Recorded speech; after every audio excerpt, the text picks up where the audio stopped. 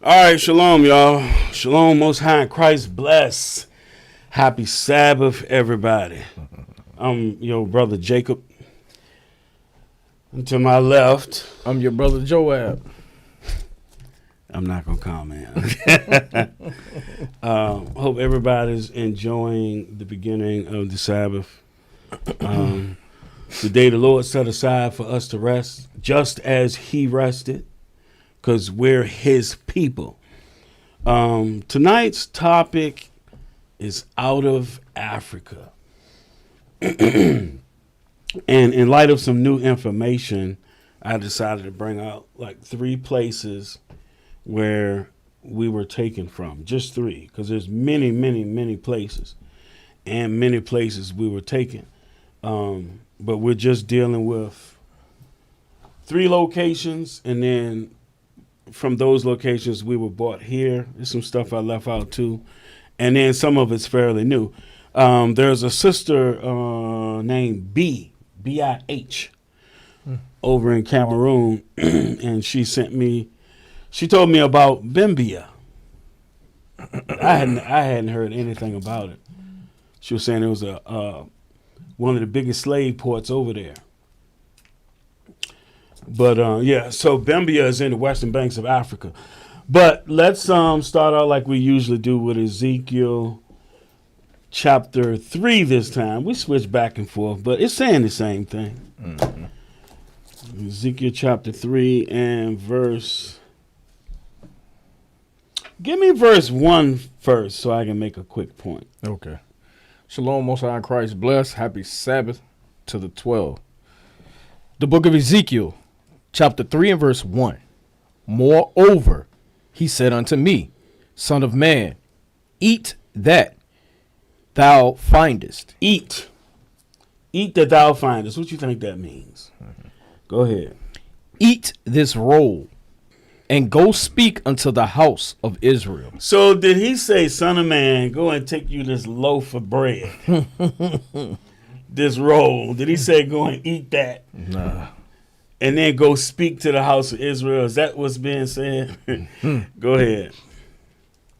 Verse 2. So I opened my mouth, and he caused me to eat that roll. And he said unto me, Son of man, cause thy belly to eat, and fill thy bowels with this roll that I give thee. Hold on. Mm-hmm. It said, cause thy belly. Cause thy belly to eat. Proverbs real quick. Gotcha. I haven't pulled up this in a long time. Proverbs chapter 20. Mm-hmm.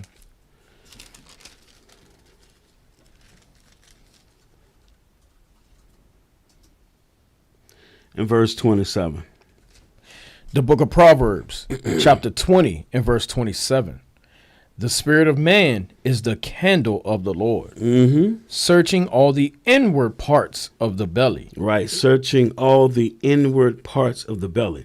So the inward parts of the belly is talking about your spirit. Right. Matter of fact, John 7:38 real quick. Mm-hmm. Just something real quick for y'all. Because I don't go into stuff like this much.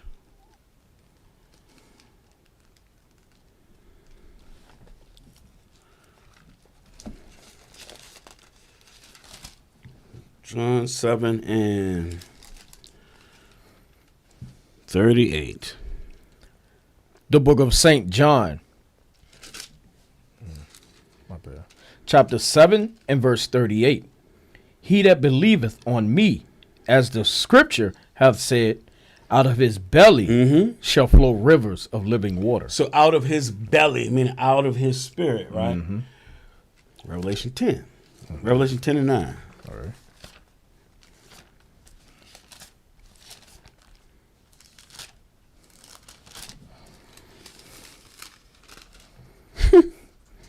The book of... There go that laugh. I'm sorry. Go ahead, and Sean be messing with me about that laugh. Well, go ahead. You said 10 and 11? Yeah, chapter 10. No, verse 9. Chapter 10 and verse 9. My bad. Okay. The book of Revelation, chapter 10 and verse 9.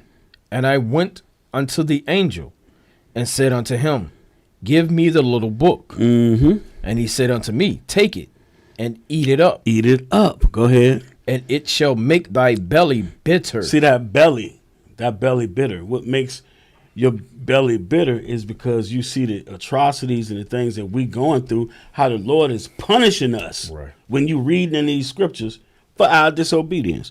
Go ahead. But it shall be in thy mouth sweet as honey. Why? Because, now we realize who we are and what's pleasing to the Most High. Now we know and understand it, and we returning to that.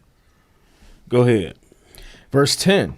And I took the little book out of the angel's hand. See, the little book. So eat means to learn. That's what I'm getting at. It means to learn. Go ahead. And ate it up. And it was in my mouth sweet as honey. Mm-hmm. And as soon as I had eaten it, my belly was bitter. Right. these captivities that we're going through, this Right. punishment we're going through is bitter. Now, back to Ezekiel 3:3. The book of Ezekiel, chapter 3 and verse 3. And he said unto me, Son of man, cause thy belly to eat, and fill thy bowels with this roll that I give thee. So it's that roll is talking about the scriptures. Go ahead. Then did I eat it, Mm-hmm. and it was in my mouth as honey for See, sweetness. just like it's saying in Revelation, this ain't nothing new. Right. Nothing is new. It's just that people don't read. Now, keep going. Verse 4. And he said unto me, Son of man, go, get thee unto the house of Israel, and speak with my words unto them. For thou art not sent to a people of a strange speech, and of a hard language, but to the house of Israel. But to the house of Israel. That's where Christ get it from. I'm not sent but to the lost sheep of the house of Israel. Now, verse 11. Verse 11. And go, get thee to them of the captivity, unto the children of thy people. So who do you think Paul and John and Peter and everybody was going to? Right. You think they was going to the other nations, or do you think they was going to the house of Israel that's scattered abroad? Everywhere, whenever you look in the scriptures, they're given instructions, and then they follow out on them instructions. They're obedient. That's why they're chosen. They're obedient. Go ahead. And speak unto them, and tell them, thus saith the Lord God, whether they will hear or whether they will forbear. Right, whether they hear or whether they forbear, whether they're going to follow and do his words or not. That's on them. But it's our job to go and teach our people. So tonight,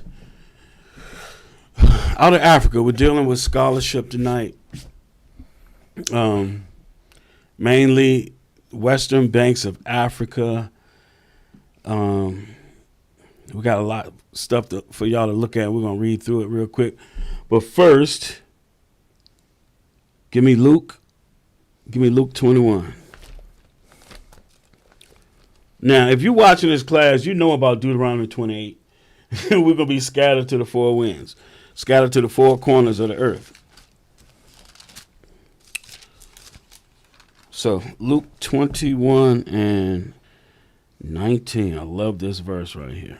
The book of St. Luke, chapter 21 and verse 19. Hold on. Mm-hmm. Give me verse 15 first. Because, like you were saying earlier, people be seeing me battling these Jewish folks. I don't say too much no more because they so crazy. It's just so crazy in that jam. You're right. But this is what's happening in that group and other groups and everywhere. Verse 15. The book of St. Luke, chapter 21 and verse 15. For I will give you a mouth and wisdom, which all your adversaries shall not be able to gainsay nor resist. They can't gainsay or resist it. Everybody takes the scriptures and twists it to the way that they want it. But Right. we're going as it is written. Right. You can't beat that. Keep going. Verse 16.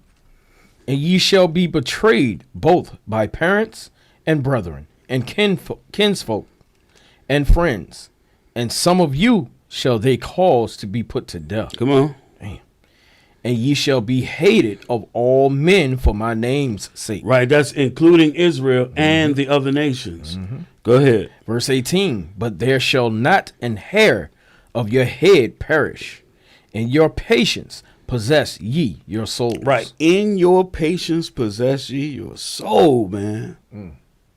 Because one thing we do when something happens, we want to immediately find an answer or do something. When the Lord is saying, wait upon him. Right. He will find a way to get you out. You just got to be patient.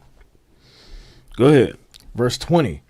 And when ye shall see Jerusalem compassed with armies, then know that the desolation thereof is nigh. Right. So when the Roman army comes, you know it's about to go down.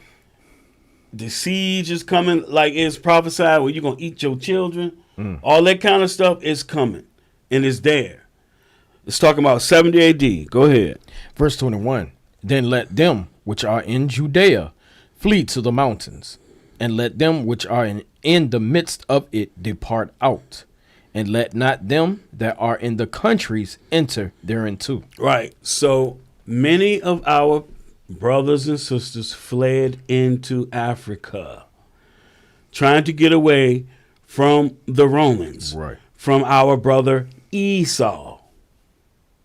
Now, Esau was ruling in Egypt. Mm-hmm. So we're gonna show you the migration pattern. Wow. We already had people there. We had settlements in Egypt, Libya, all those places. You see them in the scripts when you read in the New Testament. We scattered into all them places already, but they're putting us to flight. Mm-hmm. We had to go further, and we did everything we could to get away from Rome, from the Romans. Go ahead. Verse 22. Verse 22, I'm sorry. The book of St. Luke, chapter 21 and verse 22.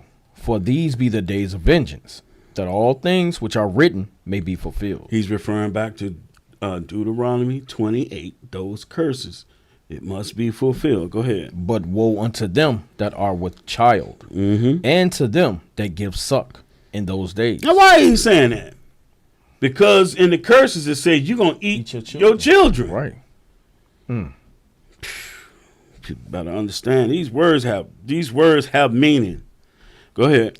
For there shall be great distress in the land, and wrath upon this people. And they shall fall by the edge of the sword, and shall be led away captive in all nations. So the Jews, the Israelites, are going to be led away captive into all nations. Go ahead. And Jerusalem shall be trodden down of the Gentiles, until the times of the Gentiles be fulfilled. So from that point, you're going to flee, you're going to go into captivity, and from that point, Gentiles is going to be in the land. Right. Now, and it said until the time of the Gentiles be fulfilled.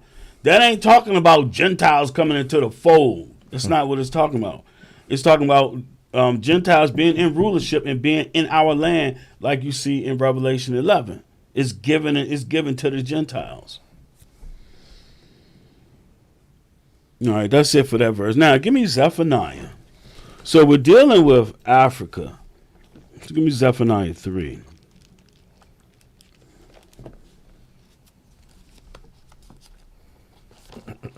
In verse 9.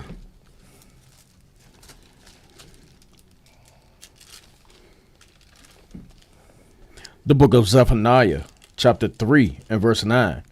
For then will I turn to the people a pure language, that may all call upon the name of the Lord, to serve him with one consent. So it's not talking about what language you speak. It's talking about keeping the commandments. Right. We're going to be on one accord. Go ahead. Verse 10. From beyond the river of Ethiopia. Right. Beyond the rivers of Ethiopia. So you have the lower Nile and the upper Nile. And then below that, you have the rivers of Ethiopia that go into South Africa. Go ahead. My suppliants, even the daughter of my dispersed, shall bring mine offering.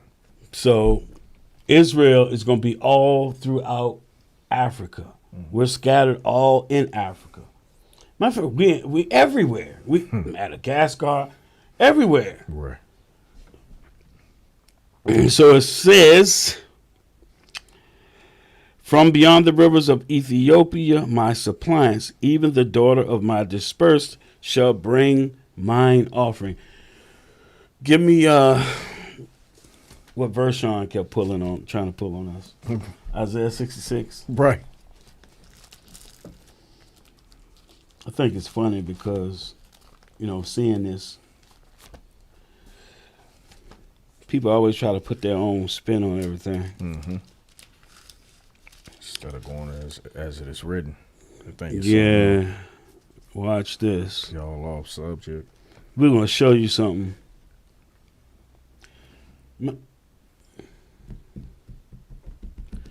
Before we hit this, real quick, man, because we got a lot of scholarship to look at. I don't want to be too long. Numbers 1. Okay.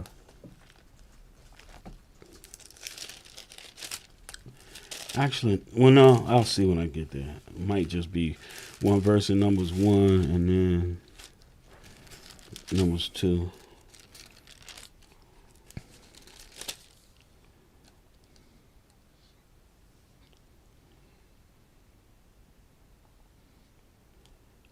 It's 52 and 53. Numbers 1, 52 and 53, and then we're going to jump to Numbers 2. The book of Numbers, chapter 1 and verse 52. And the children of Israel shall pitch their tents, every man by his own camp, and every man by his own standard throughout their hosts. That's it for that chapter. Okay. So you're supposed to pitch by your own standard, which is going into is the standard of your father's house. Chapter 2, verse 1 and 2, real quick. The book of Numbers, chapter 2 and verse 1.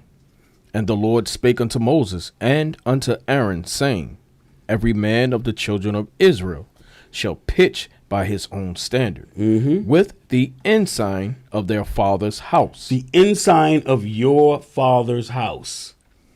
That's what you're supposed to go by. The ensign of your father's house. I don't know if y'all seen the movie, what's it, with Charlton Heston and Moses, the Ten Commandments. 10 Commandments, right. They knew that he was a Levite by that cloth that he had. Keep going. So pitch by the standard with the ensign of his father's house. Go ahead. Far off about the tabernacle of the congregation shall they pitch. Right. So they had the 12 tribes was around the tabernacle. Now, Isaiah 66 and 19. The book of Isaiah, chapter 66 and verse 19. And I will set a sign among them. That's the ensign. Go ahead. And I will send those that escape of them unto the nations. Right. Those that escape of what? Oh, they Yeah. escape. Yeah. Israel. They repent. Right. Go ahead. To Tarshish, Pool, and Lud, that draw the bow, to Tubal, and Javan, to the isles afar off, that have not heard my fame. Right. Have not heard of the Lord's fame. We've been in captivity for 2,000, over 2,000, some 2,500 years. They don't know who they are. Right. They don't, and they may have some semblance of the Old Testament, don't know nothing about Christ. Go ahead. Neither have seen my glory, and they shall declare my glory among the Gentiles. Right. So these repentant Israelites going to declare his glory among the Gentiles, meaning our people that's scattered to the four corners. Go ahead. And they shall bring all your brethren. See, it said brethren. It didn't say people of other nations. These Gentiles are brethren. Right. Go ahead. For an offering unto the Lord out of all nations upon horses, and in chariots, and in litters, and upon mules, and upon swift beasts, to my holy mountain, Jerusalem. Saith the Lord, as the children of Israel bring an offering in a clean vessel into the house of the Lord. Right. So you probably wonder why I'm going here is because we're scattered everywhere and we got to go and find our people. That's why. So that's what this class is about now.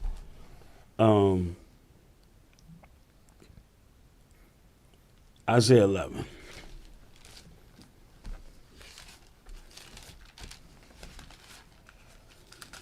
Ensign. Ensign. A standard in an ensign. Verse 10. Isaiah 11 and 10. The book of Isaiah, chapter 11 and verse 10. And in that day there shall be a root of Jesse, which shall stand for an ensign of the people. So hold on. The ensign is what? It's the standard of your house. The house of your fathers. Right. Which we read back in Numbers. That's the children of Israel. We don't know what the standard is for the other nations. Right. It could be white Jesus. So they got to go deal with white Jesus. It ain't the God of this Bible. It ain't got nothing to do with this right here. So this is talking about the root of Jesse is Christ that shall stand for an ensign of the people, the 12 tribes of Israel. Excuse me, go ahead. To it shall the Gentiles seek. See, the Gentiles going to seek the ensign. That's the scattered Israelites. Go ahead. And his rest shall be glorious. Go ahead. And it shall come to pass in that day that the Lord shall set his hand again the second time to recover the remnant of his people. See, the remnant of his people. Right. Come on. Which shall be left from Assyria. So it's that captivity. And from Egypt. That captivity. And then we had people living over there anyway. Go ahead. And from Pathros. And from Cush. Africa. Where Cush? Where's Ethiopia? Right, Africa. Beyond the rivers of Ethiopia. Yeah, south and southeast Africa. Go ahead. And from Elam. India. And from Shinar. India, same place. And from Hamath. And from the islands of the sea. And from the islands of the sea. See how everything just meshes together perfectly. Right. Ain't nobody off. Go ahead. And he shall set up an ensign for the nations. Who are the nations? The nations, another word for nations is Gentiles. Go ahead. And shall assemble the outcasts of Israel. No, he going to assemble the Edomites and the Elamites. Yeah. And shall assemble the outcasts of Israel. That would be the northern kingdom was cast out. They're the outcasts. Go ahead. And gather together the dispersed of Judah from the four corners of the earth. Right. And so Israel and Judah in the four corners of the earth. Specifically, Judah is dispersed, Israel outcast. Right. Israel, the Lord he was tired of them. He had the Assyrians come in 3 different times, taking them into captivity, and then he had Judah dispersed to the four corners of the earth. Now, Isaiah 49. Then we're going to get into the scholarship. Yeah. We stand right here in Isaiah. Precept upon precept. Oh, look. Right.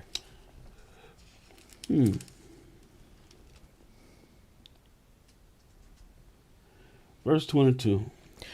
The book of Isaiah, chapter 49, and verse 22. Thus saith the Lord God, Behold, I will lift up mine hand to the Gentiles, and set up my standard to the people. See, same thing. Go ahead. And they shall bring thy sons in their arms, and thy daughters shall be carried upon their shoulders. Go ahead. And kings shall be thy nursing fathers. Oh, wait. So they're not going to be we're not going to be hand in hand with them? Go ahead. And their queens thy nursing mothers. They shall bow down to thee with their face toward the earth, and lick up the dust of thy feet. And thou shalt know that I am the Lord, for they shall not be ashamed that wait for me. Yeah, that's go back to last week, being ashamed and confounded. You wait on the Lord, you ain't going to be ashamed and confounded. Right. Isaiah 60 real quick.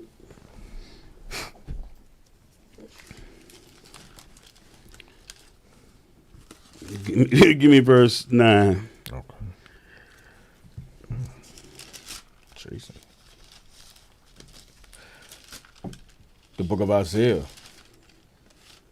chapter 60 and verse 9. Surely the isles shall wait for me. And that's what the other scriptures were saying, right? The isles, right? Go ahead.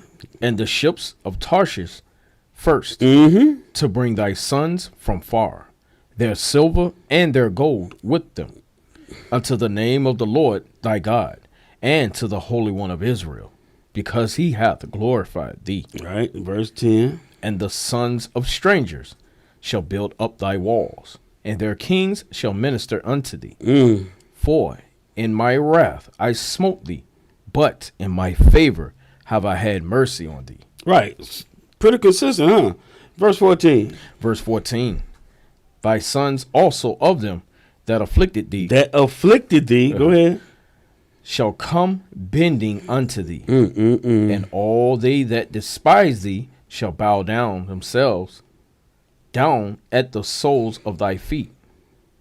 And they shall call thee the city of the Lord, the Zion of the Holy One of Israel. The Zion, the people of the Holy One of Israel. the people of the Holy One. Isaiah 51 real quick, since I said that. Okay. Hold on, y'all. Hold tight. Verse 16, I believe. 51:16. Yep. Still in Isaiah. The book of Isaiah, chapter 51 and verse 16. And I have put my words in thy mouth, and I have covered thee in the shadow of mine hand, that I may plant the heavens and lay the foundations of the earth, and say unto Zion, Thou art my people. Thou art my people. All right, so these scriptures right here is what inspired me to do this scholarship, and the sister that hit me up, Sister B. So we're gonna open up with Bimbia. Pull up Bimbia for me, and then you can get that to Gotcha. the Ak over there.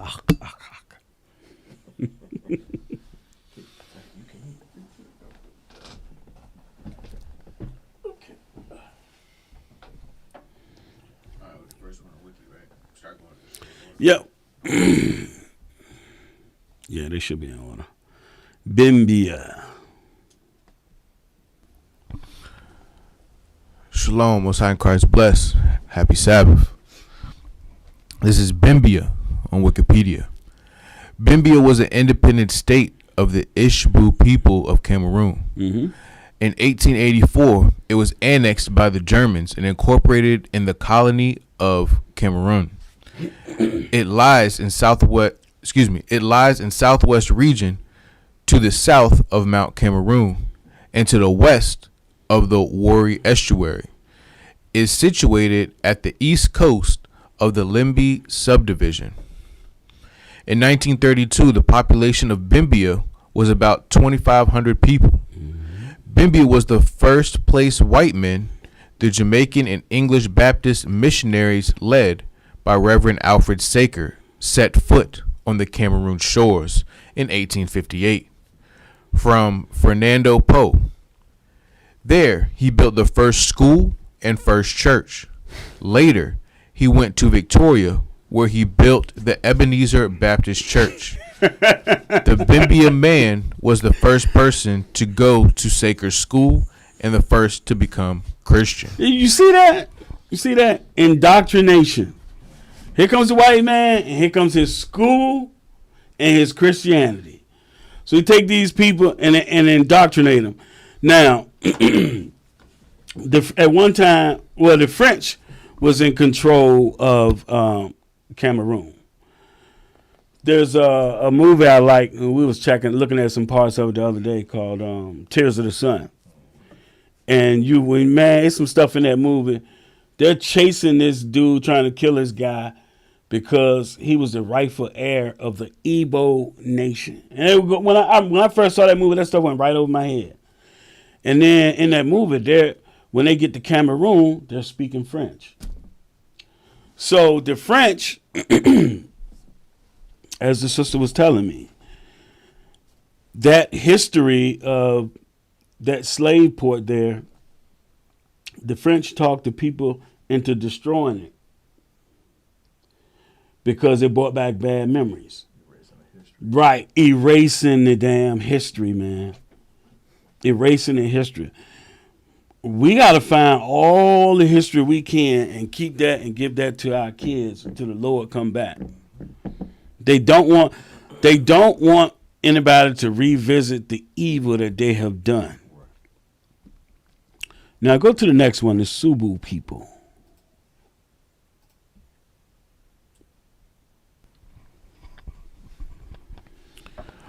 Just read the highlighted part. Gotcha. All right, Subu people.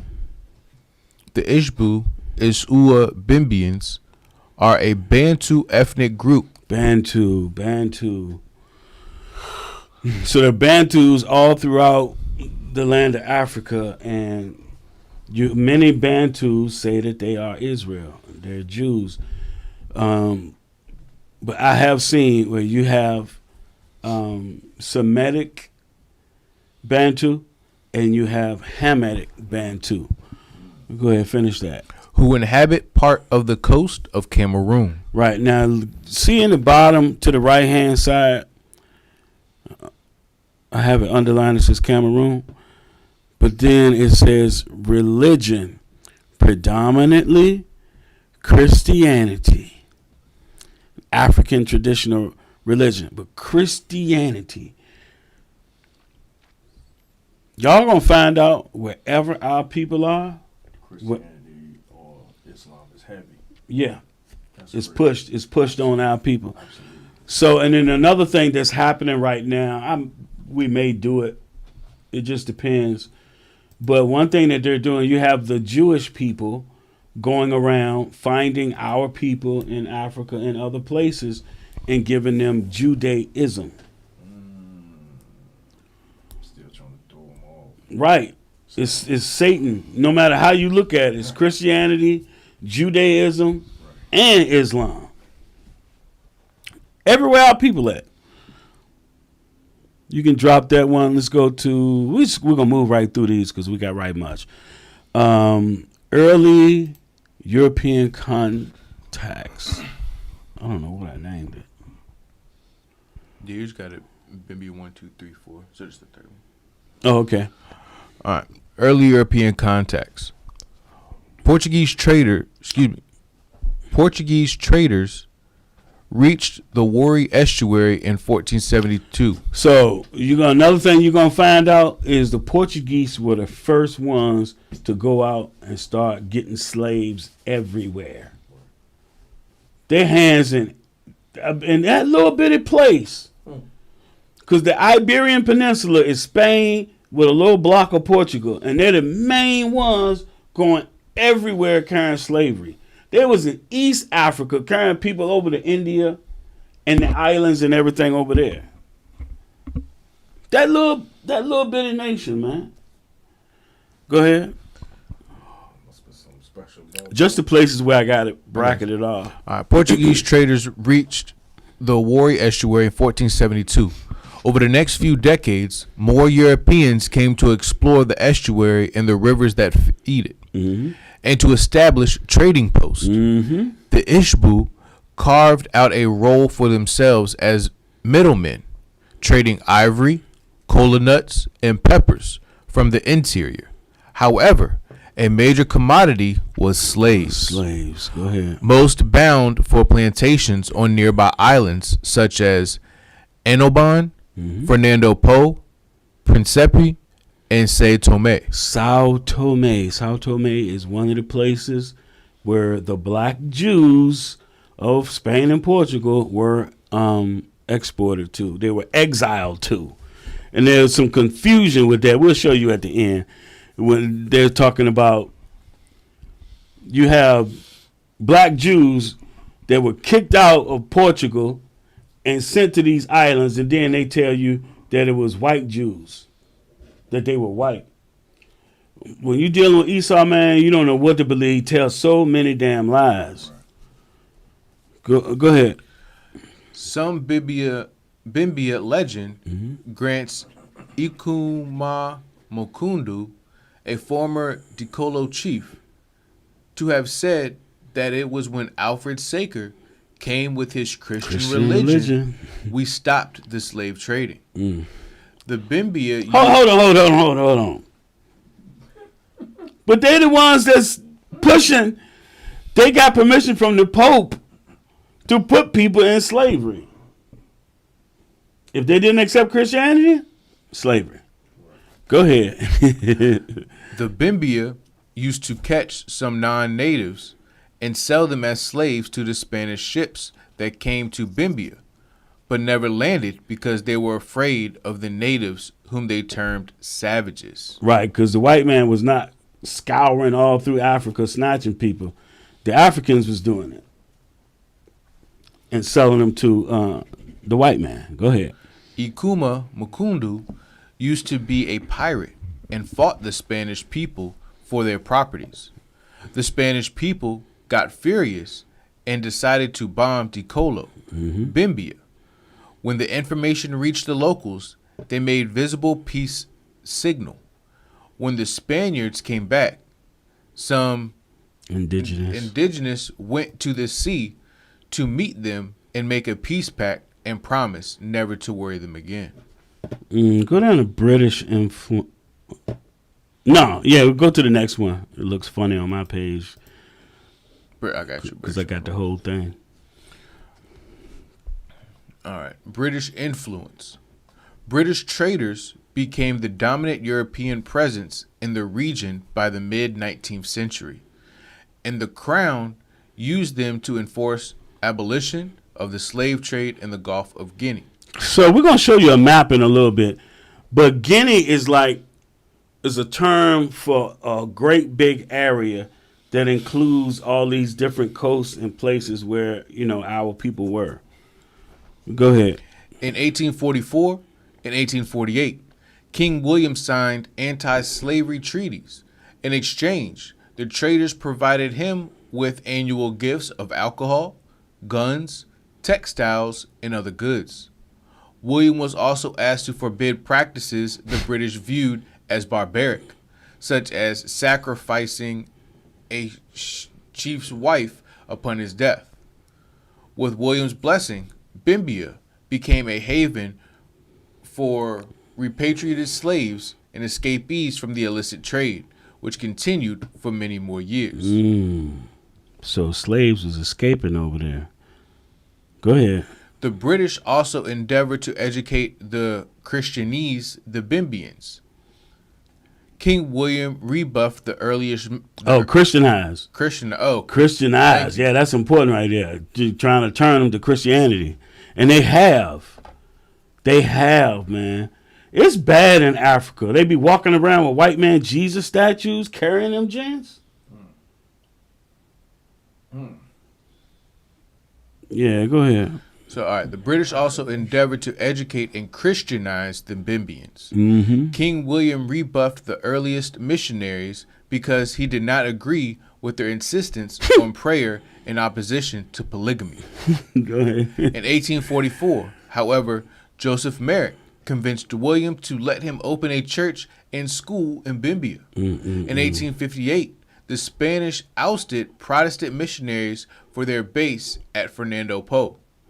King William sold a portion of his domains to the missionary Alfred Saker, who then founded Victoria, today known as Limby. By 1875, numerous missions and schools sprung up in Victoria and other settlements. See, that's the end of slavery right there. So now, they're already pushing Christianity, but now looks like this is when it expanded after slavery. Go ahead. Victoria came to be a mixture of freed slaves, working Cameroonians, and Christianized Cameroonians from the various coastal groups. Cameroonian Pidgin English. You remember that? Pidgin English? I used to speak it. Some people could speak it back when I was young. Show you, man. It just shows you your roots. So Victoria came to be a mixture of freed slaves, working Cameroonians, and Christianized Cameroonians.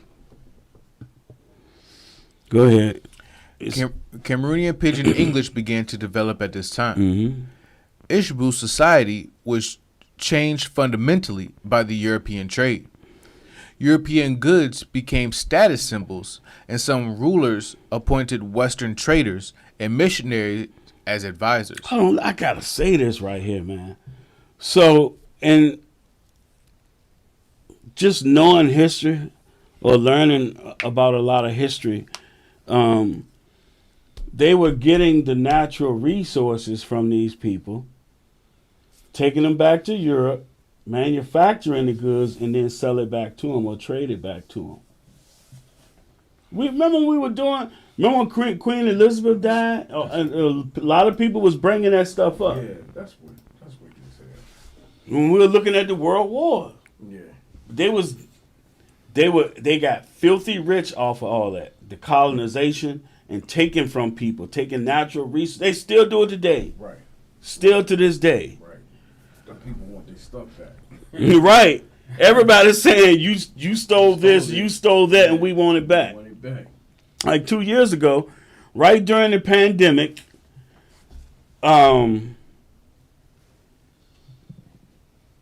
it was a bunch of artifacts that had got stolen when ISIS was bombing Syria and other places. Yeah. They destroyed Dura Europos, that church over there. Okay. And yet all these artifacts went missing, and they turned up at this auction, and a bunch of Americans had it. Mm. And they made them give it back. It was like 10,000 pieces or something. It's ridiculous. The biggest thieves on the planet. And want to see your resume. Yeah. Go ahead. Large numbers of Ishbu crew grew wealthy, leading to rising class tensions. Class. You know, upper, middle, lower class. Separation, division. Go ahead. Competition escalated between coastal groups and even between related settlements. Between 1855 and 1879, the Ishbu alone engaged in at least 4 conflicts, both eternal and with rival ethnic groups. Traders exploited this atmosphere, and beginning in 1860, German, French, and Spanish merchants had established contacts and weakened the British monopoly. Douala. Thank you. The Douala had gained a virtual hegemony over trade through the Whydah estuary, and the Ishbu had little power left. Young King William was virtually powerless when he succeeded his father in 1878. Right, so it's pretty much, you know, without going and buying books, you know, the history of this slave port. There's even, you know, a lot of people are like getting, I don't know, 23andMe. Now they can tell you where you come from. And the important thing with us, you can trace that back to like particular places where we came from. And then, if you know, at some point you may be even able to find the people, but sometimes you're not. We'll get into that later because that's what happened at Whydah. All your people get taken out. And they be getting them tests, man, and going back to them places. Like, those aren't just, that happened hundreds of years ago. Our people, you know what I'm saying? If you got taken from Timbuktu Site 3, your people ain't there no more. Right. They gone. Right. And then people be trying to secure their ties with the people where they come from. Yo, them ain't your people. Right. People that came and moved in afterwards. Give me the picture of the slave port, the first one. Yeah. So the French told them to destroy this because they want to erase the history. See that? These fortresses that they had that we came through right on the port. Oh, these slave coasts. He wanted to destroy him, though, man. Yeah, give me the next one. The slave trade market. Now we're in Richmond and Choco Bottom, man. There was a bunch of markets down there where they were selling us. We did a class, our pictorial history, and one of the pictures we put up will show all the different shops where they sold our people. Then go to the next one. That's where, you know, there's the coast. And they take you in canoes or whatever out to them ships. You can see its title. I don't know how deep it is. And then the last one, the door. Stuff is completely covered by moss now.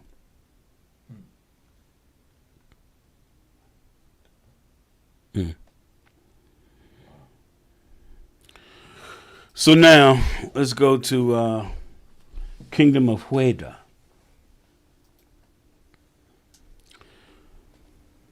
The Kingdom of Whydah. Now this is interesting because a couple of years back, you got the picture up? The wiki? Yeah, bring it back to me for a second. So I'll tell y'all something. So you have this sister called Nefertiti.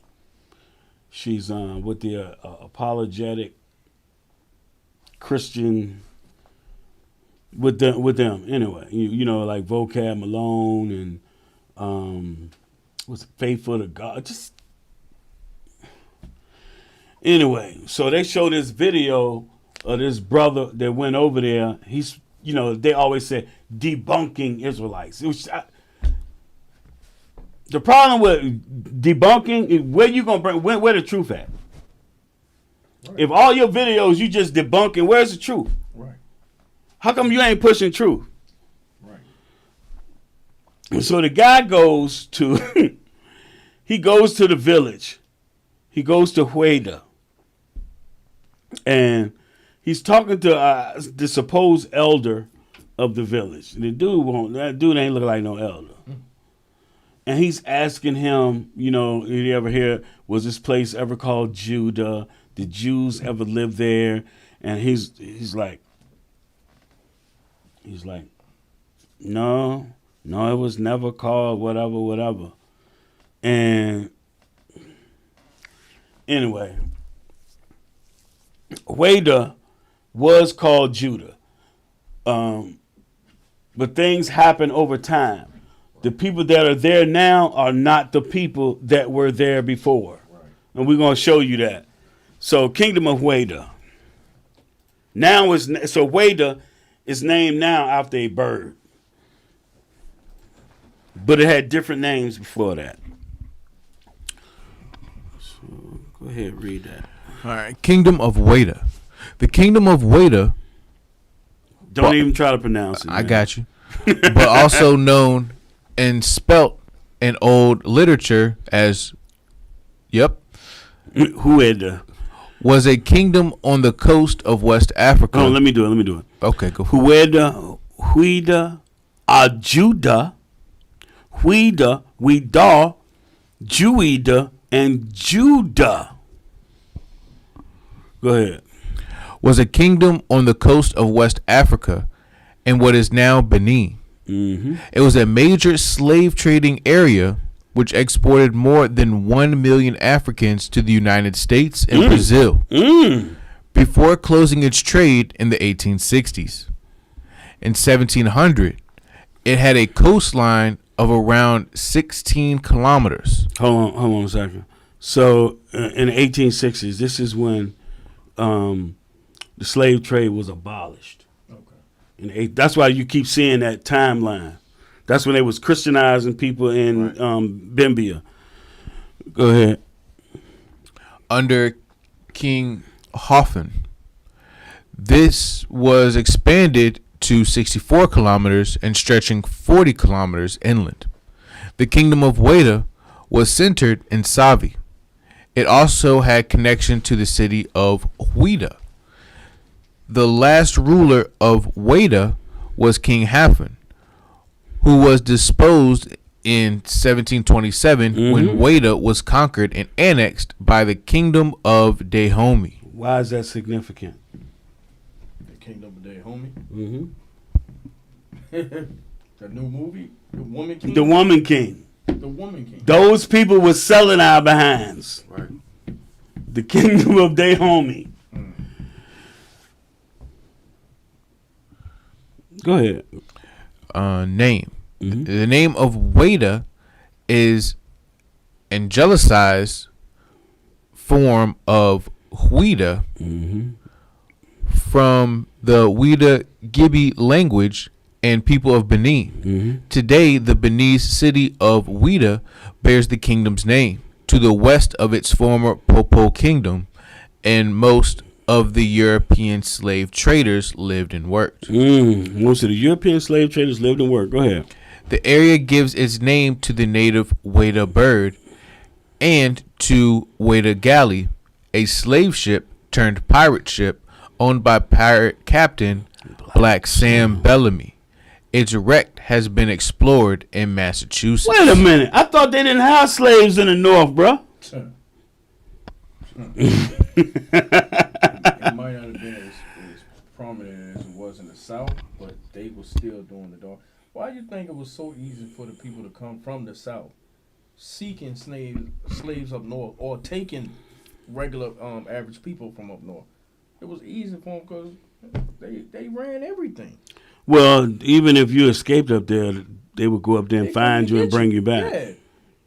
If it was illegal, how would that be done? Man, Yeah, that's Run this thing. yeah. So what's the next one? Yeah, yeah. Go to that. Underline or where it said egg in the middle where it says Wild Company Compounds? No, start from the top. Anybody seen? Y'all saw the Pirates of the Caribbean, right? Yeah. But in that movie, you had the government. They were fighting against the pirates, but they were doing it at the behest of these companies. Yeah, just like it is, just like today. Because of commerce, finances, the people go to war. Right. Right. Yeah, Right. Oh, ain't no question about it. right. It's the same thing back here. Oh, these are the people making all the money that's financing the kingdom? Well, it's time to go to war. Yep. Go ahead and read that. That's why Gaddafi got taken out. Mm-hmm. All right, my top is cut off. Mine starts as Whydah and we're in constant competition. Yeah. Okay, got you. Whydah and we're in constant competition to win the king's favor.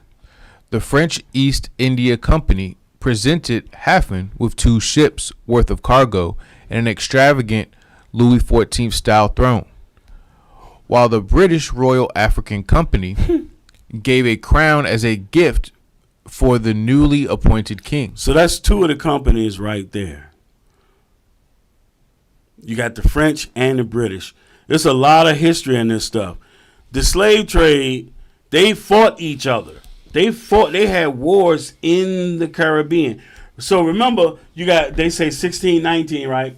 The first slave ship came to Newport News. You know why? It got rerouted because they was over there warring in the Caribbean and couldn't get to their destination. Oh, wow. Yes. Ain't that something? Yes. How come they don't ever talk about that? They was warring. And they don't talk about that. Esau play Esau? Go ahead. I'll stop you. But go ahead for now. Such practices illustrate the high level of dependence European traders had on native African powers in the beginning of the 18th century, and also the close relationship that emerged between the 2 entities. This association is further reiterated by the fact that Dutch, British, French, and Portuguese trading company compounds all bordered the walls of Hafen's royal palace in the city of Sabbath. See that? Dutch, British, French, and Portuguese. And you know the Spanish was involved in it too. Everybody had their hands in it. The only ones that people say that they haven't seen is the Russians. The Germans and everybody had their hands in everything. Now drop down to what I got highlighted in red. Okay.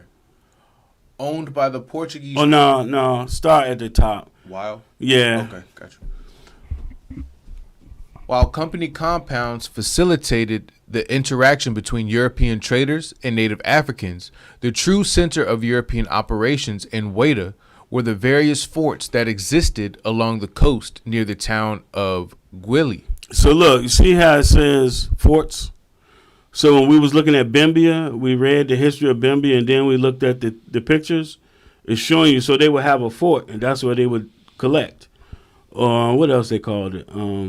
They would call it slave ports, but they were forts. And they would not go into the interior. They would have the Africans, trade the slaves, bring them out, and they give them goods. Go ahead. Owned by the Portuguese crown, the French Company of the Indies, and the British Royal African Company. The forts were mainly used to store slaves and trading merchandise.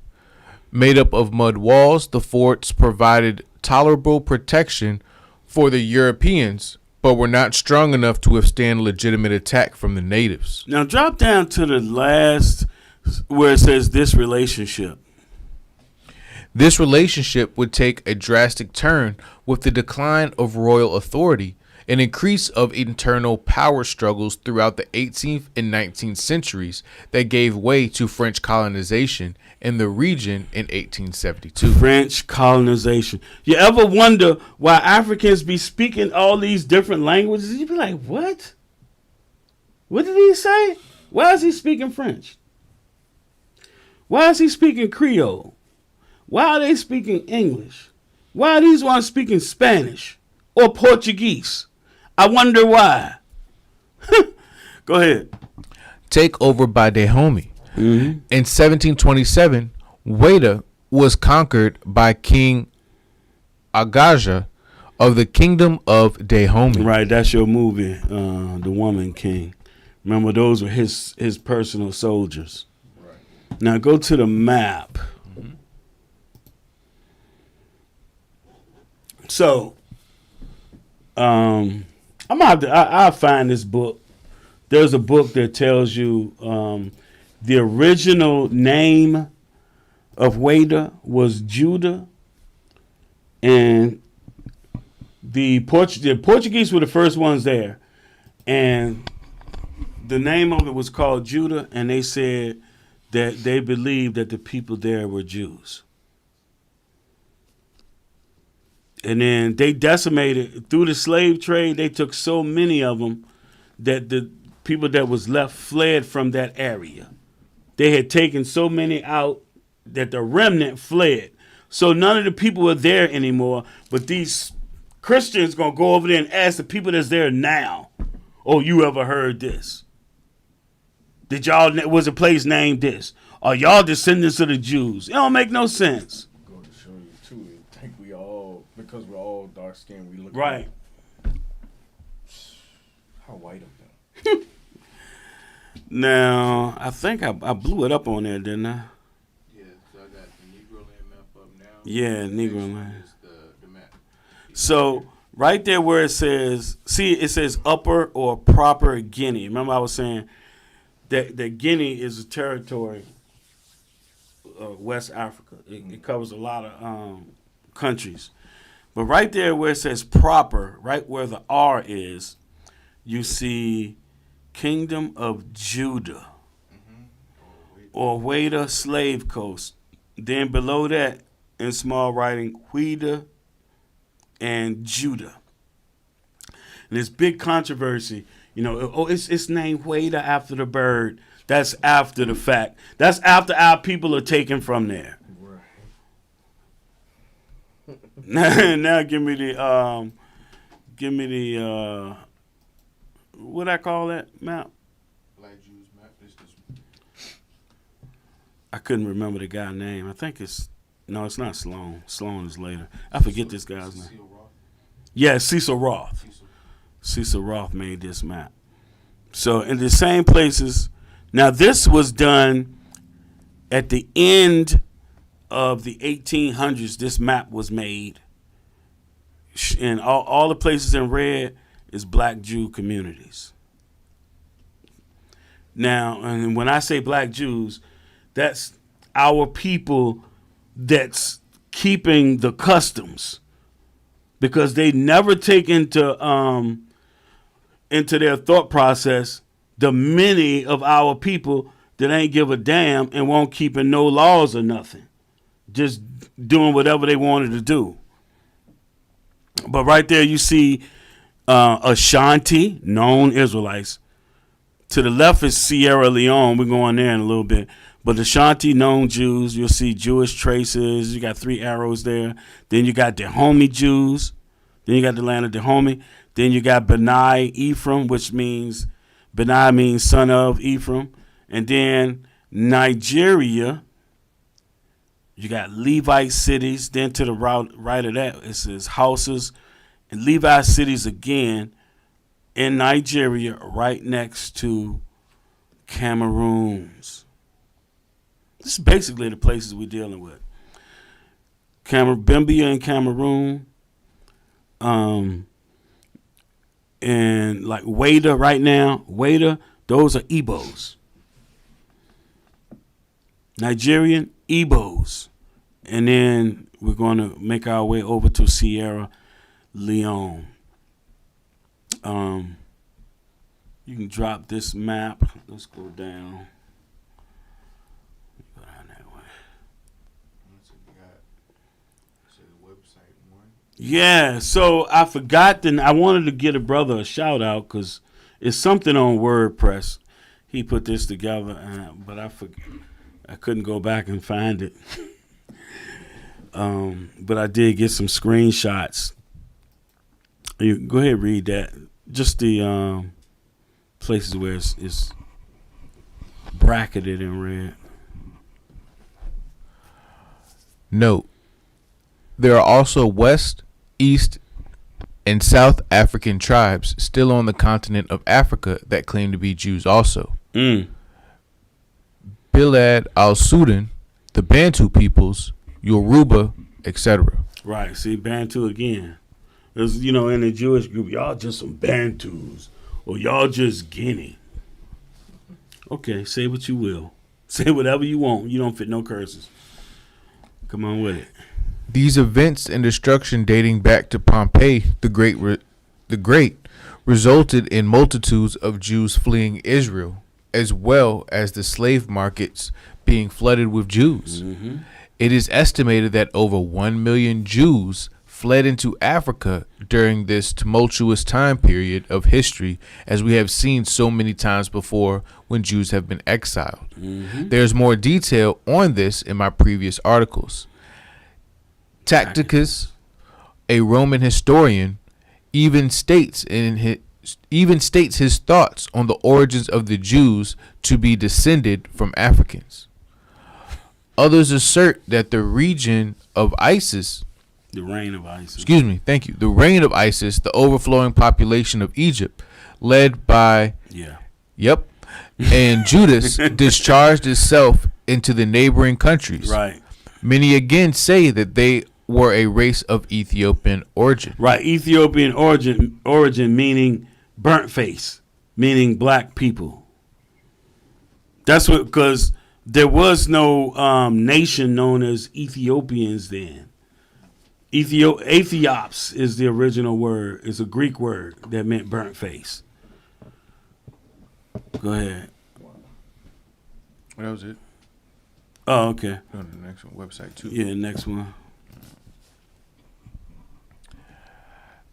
As early as the 6th century, there was a great population of Hebrews. Many of them were devout men who dominated most of the learning centers, religious and secular, throughout Spain. What, Spain? Spain? You mean Spain where the Jews are known to be black? People thought that all Jews was black because of them? Until they seen the rosy cheeks, white faces of the German Jews. Go ahead.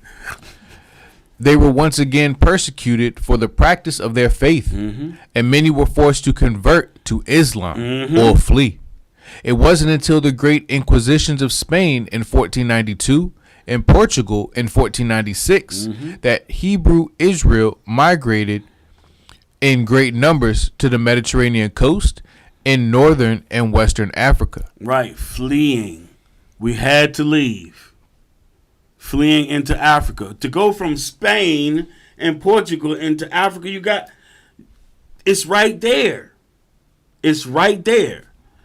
Go ahead. Those that did not flee were sold into slavery. So there's no, I have never seen white Jewish people with records or portrayals, images, anything that they were in slavery. Never. Go ahead. 140 million victims of the Islamic slave trade. Right. Go down. Go to the next one. Oh, man. In Ghana, the Hebrews were identified as Ashanti. Yeah. In Mali, the indigenous people were identified as Mendinka. However, they were not Hebrews. Now, that's the indigenous people identified as Mendinka were not Hebrews. Go ahead. In Songhay, the city of Timbuktu, which was a great center of education and commerce, and many of the indigenous people were Hebrews. Go ahead. Guinea, which was known as the Gold Coast, also had a significant number of Hebrews. So all these places where we are, it's known that Hebrews were there. What happened to them? Go ahead. So all of the above maps, drawn and written by different cartographers, all show Judah on the African west coast in the 1700s, some of which show the kingdom of Judah right on the slave coast itself. So in the 1700s, it's known that Judah is there. But in the year 2015, you're going to send somebody over there to Whydah and ask them. No, the prophecy is that the Lord's people was going to go into captivity on ships. We know there's a remnant left in each place, though. And they're poor and oppressed people. Now, Got the migration map. yeah, now the map. Yeah, I like this map. Showing the migration, how we fled. So you have, you have Israel going through Egypt, working their way over time into the western banks of Africa.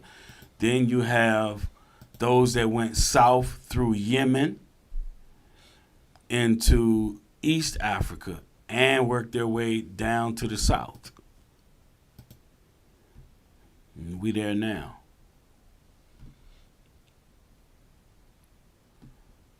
So you see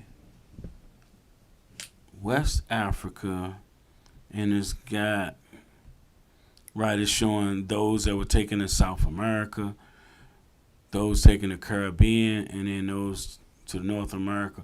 Because, you know, the Caribbean was the first place that we were being taken slaves. And then South America with the Spanish and Portuguese, and then with the English, North America.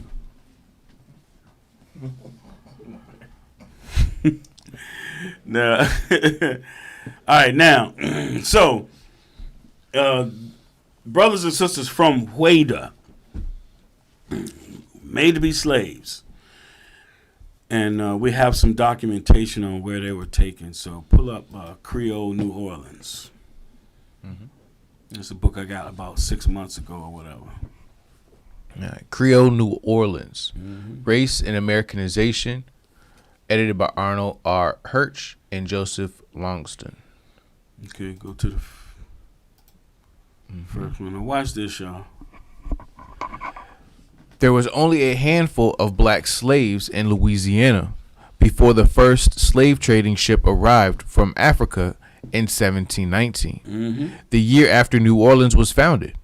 Between 1719 and 1731, 22 of the 23 slave trading ships that came from Africa while France ruled Louisiana arrived. Yeah, because, you know, French. You got the French Quarter and stuff like that. Yeah, down in New Orleans. Yeah, go ahead. And they be speaking Creole. Go ahead. Between June 1719 and January 1731, 16 slave trading ships arrived in Louisiana from the Senegal region. 6 ships came from Juda. From Judah. Notice it says Judah, and then in parentheses it says Whydah. They know this. Go ahead.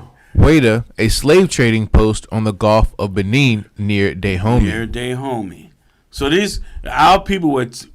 You have the kingdom of Dahomey. Those people making war against us, cutting our heads off, doing all kinds of stuff, and then selling us into slavery. And it was so bad that those that was left fled. But you think that you could go over there and ask them people what's going on? Like even if they knew, they wouldn't tell you. Go ahead. The one from Cabindy, Angola, during the same period. Yeah, one came from Angola. Most of the brothers and sisters that were taken from Angola went to South America, went to Brazil with the Portuguese. Yeah, they speak Portuguese down there. Go ahead. The slave trade from Senegal intensified after 1725. Notice this is all in the 1700s. And then it was ended in the 1800s. Go ahead. Between February 1726 and January 1731, 12 slave ships from Senegal landed 3,259 slaves at Belize at the mouth of the Mississippi River. During the same period, one ship from Juda landed 464 slaves at the same port. Well, you notice it keeps saying Judah and not Whydah. We didn't write these books either. It's edited by Arnold Hirsch. What kind of name is Hirsch? Jewish. Go ahead. I told y'all all these books, they be the ones writing them. They have the time and money to do research. Yeah, the Fleur de Lis. The only other slave trading ship that came from Africa to Louisiana while the colony was under French rule arrived in 1743 and was from Senegal. Right, from Senegal. Go to the next one. We only got 2 of these. Go to the next one. Although the Company of the Indies had a trading post at Juda, Gulf of Benin, there it competed with all the nations of Europe. The Portuguese were taking the upper hand at Juda. Right. The Portuguese were the first ones to take us from Judah. The first one. They were the first ones in Africa. We're gonna you'll see the time period when we get to the Portuguese book. But go ahead. The slave trade at Juda was becoming uncertain and unprofitable. Right. Because they took every damn body out of there. Now, so that's it.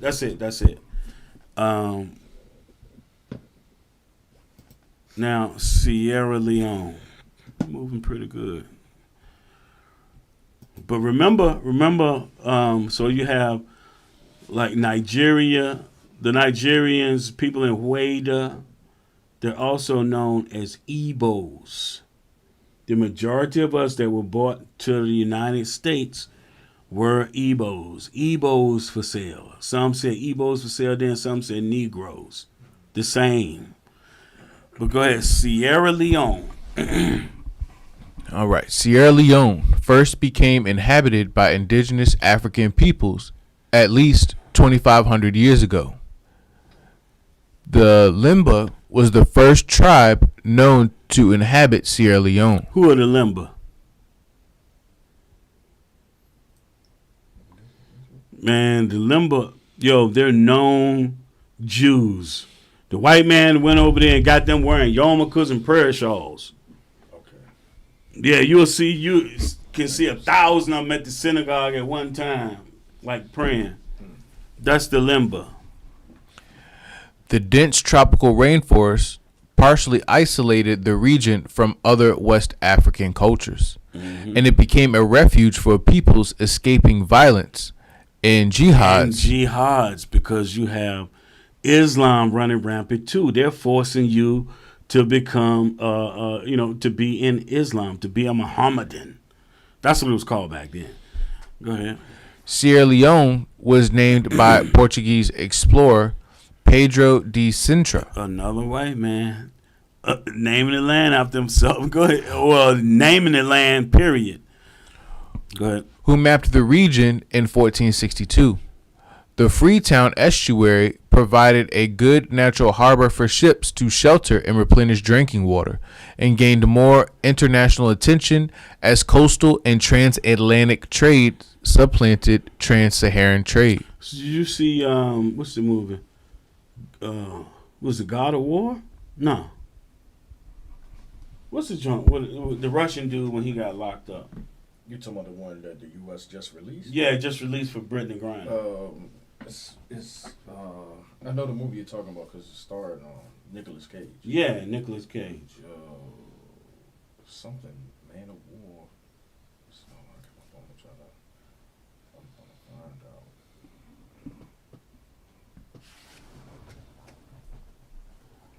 Yeah, the movie. think it's man. Something. Yeah, but the guy that just got released in a trade with Brittany Griner. He was Lord of War.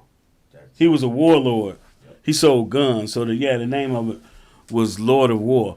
Who was he over there selling guns to? Came out in 2005. Yeah, Lord of War. So he was over there dealing. He was in Sierra Leone. Wow.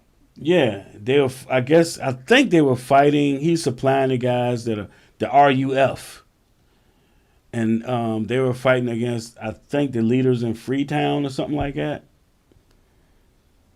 And the reason it's Freetown, we don't have time to get into it, but Freetown was slaves were brought back from the United States and other places, and they were put in that land and given their freedom. That's why it's called Freetown. Pick up where you left off, bro.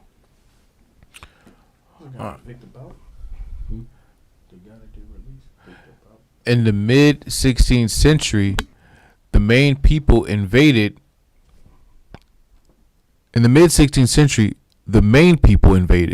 Subjugated nearly all the indigenous coastal peoples, and militarized Sierra Leone. The Maine soon blended with the local populations and the various chiefdoms, and the kingdoms remained in a continual state of conflict, with many captives sold to European slave traders. The Atlantic slave trade had a significant impact on Sierra Leone. Hold on a second. The various chiefdoms and kingdoms remained in a continual state of conflict. That sounds like something that Esau would do. He would cause, and then he would take advantage. So they're in a continuous state of conflict with many captives sold to European slave traders.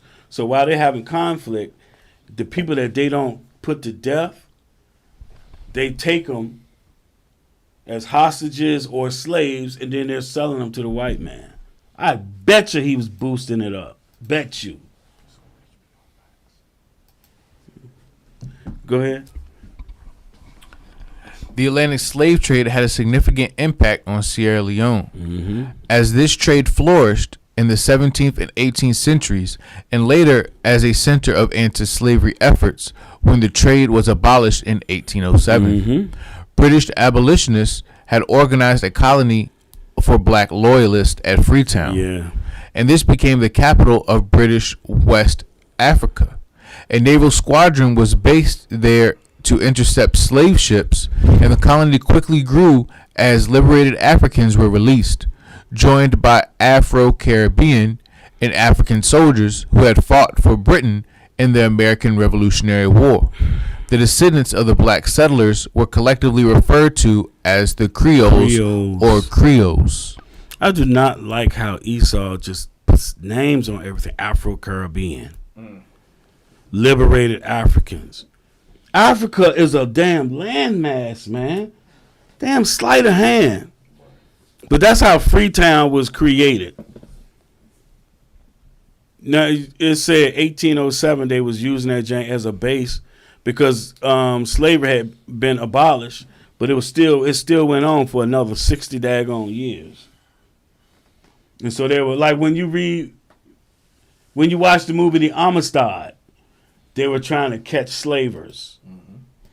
And, they were being slick saying, we don't have this cargo. And they were, instead of people's names, they just, they did all kinds of stuff because it was illegal.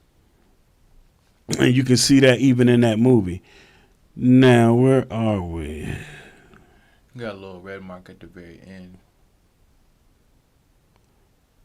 of that one. I don't know. Governments of Civil War? Mm-hmm. Oh, yeah. Read that last paragraph. All right.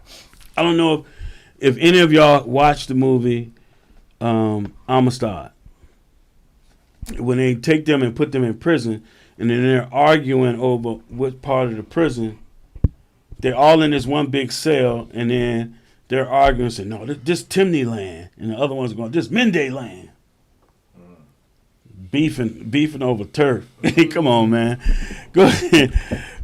Watch this. Sierra Leone has played a significant part in modern African political liberty and nationalism. In the 1950s, a new constitution united the crown colony of Pretoria, which had previously been governed separately. Sierra Leone gained independence from the United Kingdom on the 27th of April in 1961. 1961? That's present day history, though. Yeah. And became a member. Hold on. That's the same time period our people start waking up. Martin Luther King, Malcolm X, Hewitt, Newton, all those people. Same time period. Go ahead. And became a member of the Commonwealth of Nations. Ethnic and linguistic divisions remained an obstacle to national unity, with the Mende, Timney, and Creoles as rival power blocks. Guarantee you, our people were amongst all of those. Well, I mean, they were. The ones that got carried into slavery, hell yeah. Ain't no prophecy of the Africans getting carried into slavery. Go ahead. Roughly half of the years since independence have been marked by autocratic governments or civil war. All right. Let's hit the next. Wait a minute. Is it the next one? Yeah. Go on to the language. The Mende. Oh, yeah. Here we go. Make that one bigger. Yeah.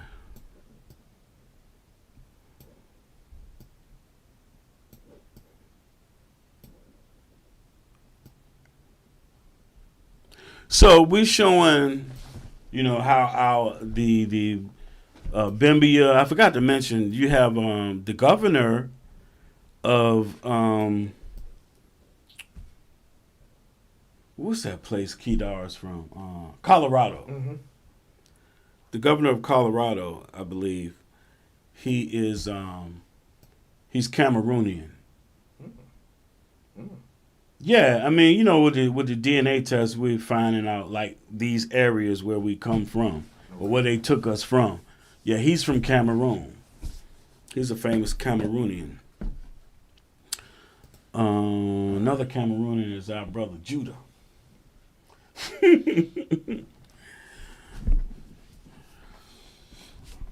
You got it? Yeah, I got it straight. Okay. Amazing how they took us out of the physical slavery. So by this time we're destroyed. Yeah. But then they're gonna take our minds over and throw Christianity right on in that joint. Yep. Another form of slavery. Yep. You working 7 days a week, and then now they're saying, oh, okay, you can get Sunday off and go to church or have the Bible read to you. Slaves, be obedient to your masters. Go ahead. The Mende are one of the two largest ethnic groups in Sierra Leone. Their neighbors, the Timney people, constitute the largest ethnic group at 35.5% of the total population, which is slightly larger than the Mende at 31.2%. Yeah, now, like I was saying, a lot of people that came back from slavery or escaped from other places went to Sierra Leone. So these are our people. Our people. And I'm sure there's some Hamites in there because they be having ethnic wars too. That's what you see in God of War. Go ahead. And it was in what's the movie? Blood Diamond. You see the same thing in Blood Diamond. And no, remember Lord of War, when he went to sell the guns to them in Sierra Leone, what was they doing? Bruh, he went, as soon as he sold it to him at the top of the hill, he went down in the hill and they straight murdered everybody in the village. But remember when he came to that little strip, landed in the plane? Yeah. What was they doing?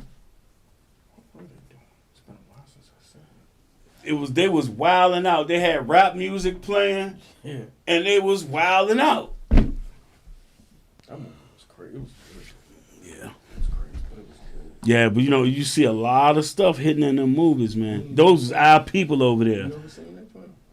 Lord of War. See that. Yeah, when they traded Brittany Griner for him, a lot of people start looking at that movie, and it just like would pop up on Amazon. Bro, good movie. He got the dude from Training Day after him. He plays an agent for the government that's chasing him around the world. Yeah, I looked it up. It said it's on HBO. Yeah, HBO Max. Yeah, I Max. I'm gonna holler at that joint. Okay. All right. The Mindi are predominantly found in the southern province and eastern province.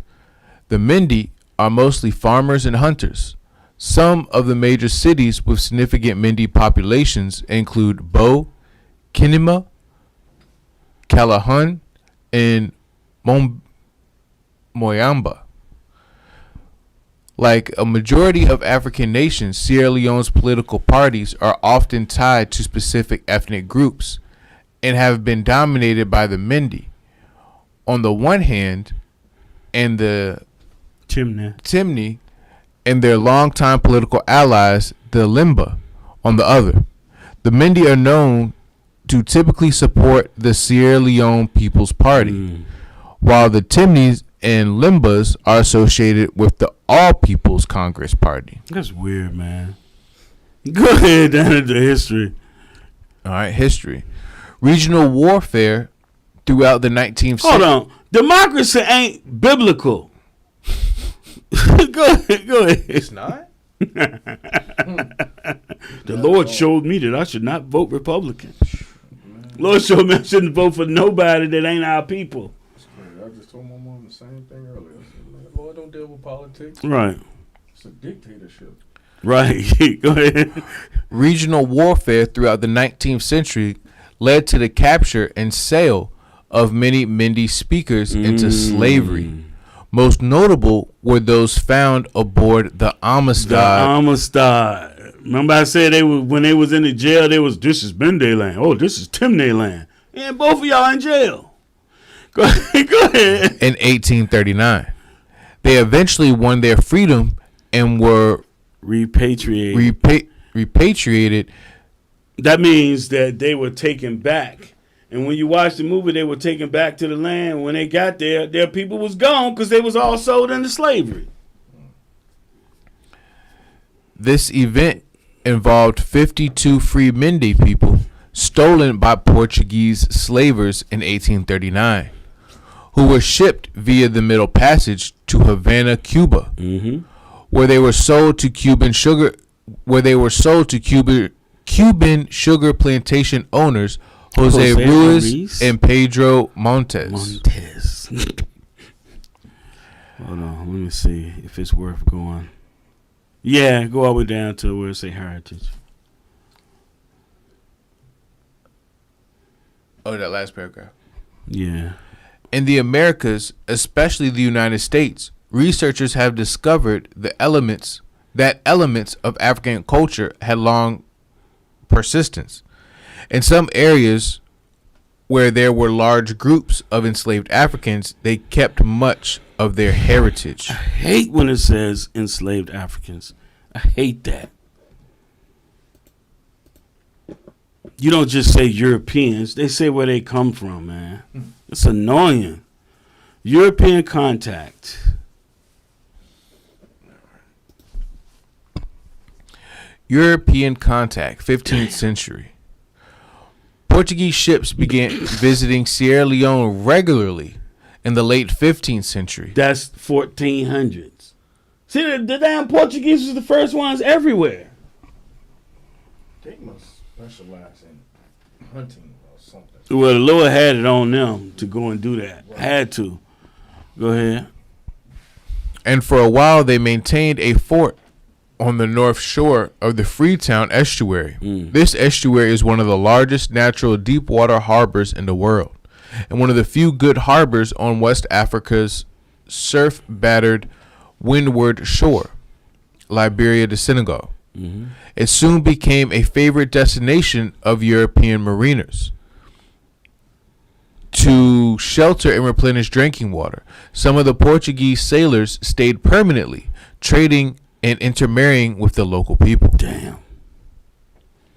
Go ahead. Slavery, and in particular, the Atlantic slave trade. Hold on a second. I'm sorry. Hold on a second. This is making sense right here. So some of the Portuguese sailors stayed permanently, trading and intermarrying with the local people. Because later we're going to see the black Portuguese. It said they're called the black Portuguese, but then they're going to say that it was white Jews marrying African women. This make more sense right here. Portuguese sailors stayed permanently. These Portuguese sailors were not called black Portuguese. Go ahead. Slavery, and in particular the Atlantic slave trade, had a great effect on the region, socially, economically, and politically, from the late 15th to the mid-19th centuries. There had been lucrative trans-Saharan trade of slaves in West Africa from the 6th century. Mm-hmm. At its peak, 1350, the Mali Empire surrounded the region of modern-day Sierra Leone and Liberia. Though the slave trade may not have significantly penetrated the coastal rainforest, the peoples who migrated into Sierra Leone from this time would have had greater contact with the indigenous slave trade, either practicing it or escaping it. When Europeans first arrived at Sierra Leone, slavery among the African peoples of the area was believed to be rare. According to the historian Walter Rodney, the Portuguese mariners kept detailed reports, and so it is likely, if slavery had been an important local institution, that the reports would have described it. Mm-hmm. There was mention of very particular kind of slavery in that region, which was right. Go ahead. A person in trouble in one kingdom could go to another place himself under the protection of its king, whereupon he became a slave of that king, obligated to provide free labor and liable for sale. So you had sometimes. So when you had these rival groups or nations, ethnic groups fighting against each other, if you got captured, if you won't put to death and you got captured, you became a slave, right? And then if you committed certain sins, like a gross sin, you become a slave. That's how they did. But nobody did slavery like freaking Esau, treating you like cattle. Nobody did that. Go ahead. According to Rodney, such a person would likely have retained some rights and had some opportunity to rise in status as time passed. The European colonization of the Americas soon led to labor demands from nascent colonies. This led Europeans to seek a supply of slaves to transport to the Americas. Initially, European slavers launched raids on coastal villages to abduct Africans and sell them into slavery. However, they soon established economic alliances with local leaders, as many chiefs were willing to sell undesirable members of their tribe to Europeans. Other African chiefs launched raids on rival tribes in order to sell captives of such raids into slavery. See how it went? It was different from how they were doing it. Go ahead. This early slaving was essential in export business. The use of slaves as laborers by the local Africans appeared to have developed only later. It may first have occurred under coastal chiefs in the late 18th century. That would be the 1700s. Now, pull up the Amistad Rebellion. We're only going to read one page out of here. There's so much stuff, man. It's just so much stuff. How are we looking on time? Might have to skip. Oh, it's 11:03. I'm gonna have to skip some stuff. We'll read this real quick. This is just briefly what was going on with the Amistad. All right, Amistad. During the moonless early hours of July 2nd, 1839, several captive Africans quietly slipped out of their fetters in the hold of the slave schooner La Amistad. Yeah, the schooner. Hey, I gotta say this. When did they sneak out and attack? Read it again. During the moonless early hours. During the new moon. Right, the new moon. Wow. During the new moon, when there's no moon. Wow. They out there in the ocean. Oh, okay, we're going to get them. Ain't no moon. Perfect time. Can't see me. Go. Go ahead. During the moonless early hours of July 2nd, 1839, several captive Africans quietly slipped out of their fetters in the hold of the slave schooner La Amistad. One of them had managed to break a padlock, which made it possible to remove the chain that reeved them together and held them down in the hold below the main deck of the vessel. 49 men and 4 children made up the human cargo of the Amistad. They had sailed from Havana, bound for the new plantations of Puerto Principe, Cuba. A few hours earlier, in the cramped airless quarters below deck, they had made a collective decision to seek a different fate.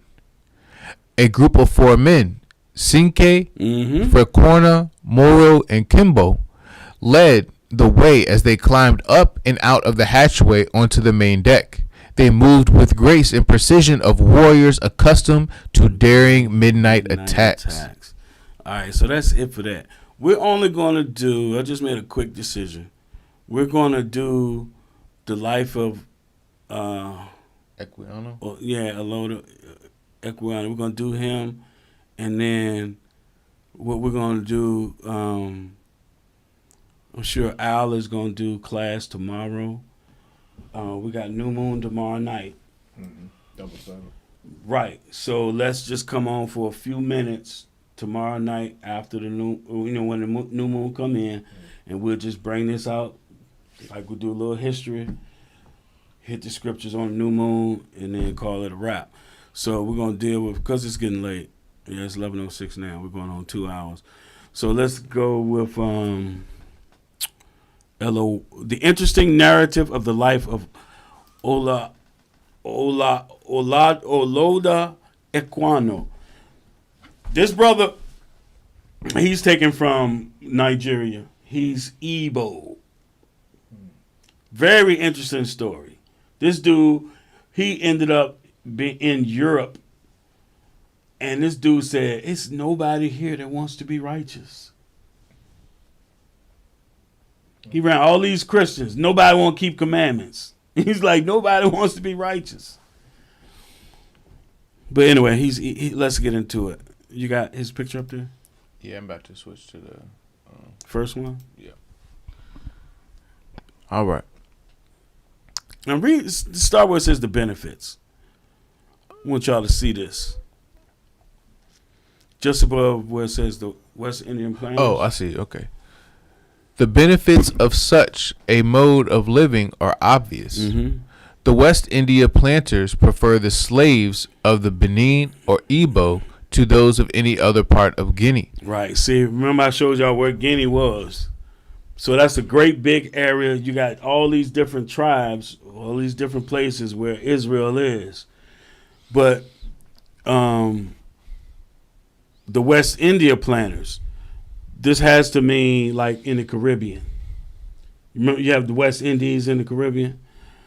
So those planters prefer the slaves of Benin or Igbo to those of any other part of Guinea mm-hmm. for the hardiness, intelligence, integrity, and zeal. Wow. Slaves? Slaves was like that? They had intelligence, integrity, and zeal?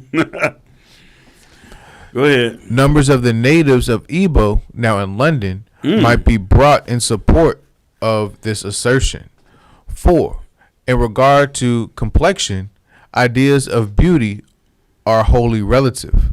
I remember while in Africa to have seen 3 Negro children who were tawny and another quite white, who were universally regarded by myself and the natives in general as far as related their complexions as deformed. Right, their complexions as deformed. They was, in other words, I don't know, they might have been albinos or close to it. That's. Oh, I wish we had time. No, we'll save that. We'll save that. Y'all just remember it. I'm on the next page. It says, What says Israelite, like the Israelites? Yeah, like the Israelites. let me see that. It says the first object which saluted my eyes. That's what I got. I don't know what you got. You with that. found the one you're on. Yeah. You got a green dot next to it. I see it's got Deuteronomy 28 on the left hand side. Yup. No, you don't have this one. Check to see if you got the one that says like the Israelites. And then I got Equiano 4, and it says, when I looked around the ship, saw a large furnace, a copper boiling, multitude of black people. I'll have to read this one. Yeah, I don't got the one that you're talking about. Because it looks like this one is just a continuation from the previous one where you got Deuteronomy written on the side. Yeah, so I'll do this. I'll do this one. Evidently, I must have missed it. So the page that's missing, it says, like the Israelites in their primitive state, our government was conducted by our chiefs or judges, our wise men and elders, and the head of a family with us enjoyed a similar authority over his household with that which is ascribed to Abraham and the other patriarchs. That's talking about Genesis 18 and 19 right there. The law of retaliation obtained almost universally with us as with them. So he's showing the similarities between his culture and that of the Israelites. For we had our circumcision, a rule, I believe, peculiar to that people. We had also our sacrifices and burnt offerings, our washings and purifications on the same occasions as they had. As to the difference of color between the Eboan Africans and the modern Jews, I shall not presume to account for it.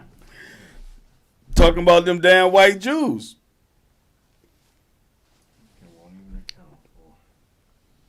It is a subject which has engaged the pens of men of both genius and learning. Man, not realizing that you are the people and they're the fakes. Now, the first object one.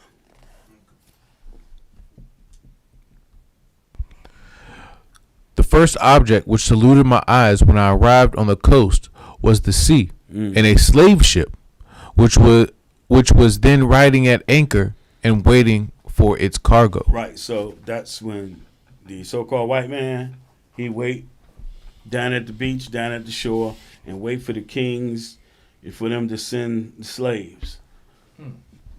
Yeah, because remember we just read where at the first they was running in snatching people, but then they had the Africans doing it, or the Hamites doing it. Probably some of our people too, but it don't matter. If our people were selling our own people into slavery, hey, they went into slavery too. Yep. He that leadeth was joining Deuteronomy.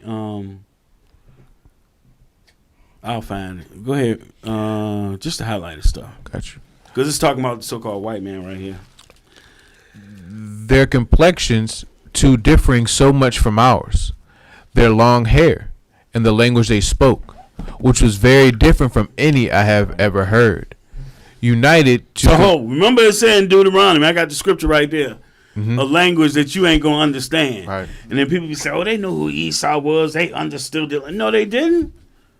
They were speaking English, Portuguese, French, all that stuff then. Go ahead. United to confirm me in this belief. When I looked round... Shit, yeah, go I got you.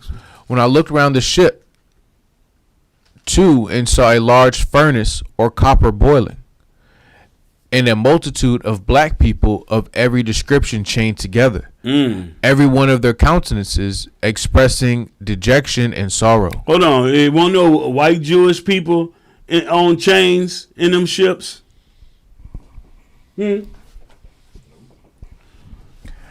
I no longer doubted of my fate, and quite overpowered with horror and anguish, I fell motionless on the deck and fainted. Yo. That's the curses, man. Faint with fear. When I recovered a little, I found some black people about me, who I believed were some of those who brought me on board, and had been receiving their pay. They talked to me in order to cheer me up, but all in vain. I asked them if we were not to be eaten by those white men with horrible looks. White men with horrible looks. Red faces and loose hair. No, you can't make this stuff up, man. I know everybody tired and it's late. Man, we'll read it tomorrow night, man. They y'all gonna laugh at it. We'll get back to it tomorrow night, though. But look, that's gonna do it for tonight. We're gonna read. Since I made the comment, we're gonna, that if some of our chiefs or whoever sold us to the white man,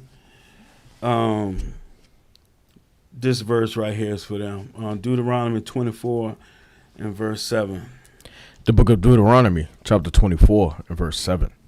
If a man be found stealing any of his brethren of the children of Israel, and maketh merchandise of him, or selleth him, then that thief shall die, and thou shalt put evil away from among you. Right. You shall put evil away from among you. You wonder why the Lord said, oh, you commit adultery, you got to die. You kill somebody, you got to die. That person has to be put away from the people. If you don't, then that's going to spread. Right. A little leaven, that'd be a great case of leaven, but it's going to spread. Yep. It will definitely spread. Remember, Cain went out.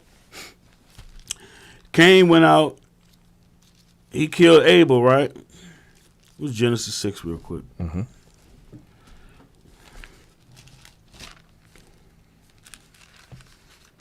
Cain killed Abel. And guess what the result of it was? Give me verse 5 and verse 11. The book of Genesis, chapter 6 and verse 5. And God saw that the wickedness of man was great in the earth, and that every imagination of the thoughts of his heart was only evil continually. Only evil continued. It started with them. It started with that hatred that Cain had for Abel, and now it just spread through the whole damn earth. Now verse 11. Verse 11. The earth also was corrupt before God, and the earth was filled with violence. Filled with violence. Look at today. For nothing. Right. 1 Corinthians 13. Let you know it's the difference between the earth and the world. So we'll pick up from here tomorrow night, Lord's will. Do a little quick new moon class. 1 Corinthians 13, and you know what I like, 12. Yeah. Last week you said, that's the Talmud.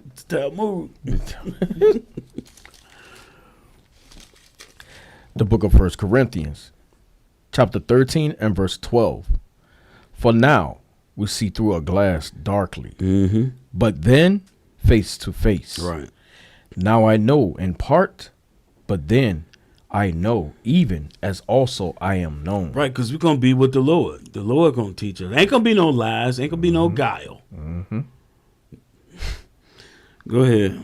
And now abideth faith, hope, charity, these three. But the greatest of these is charity. The greatest of these is charity. Don't have no hatred for your people. Be willing to do whatever you need to help your people. Help our people repent.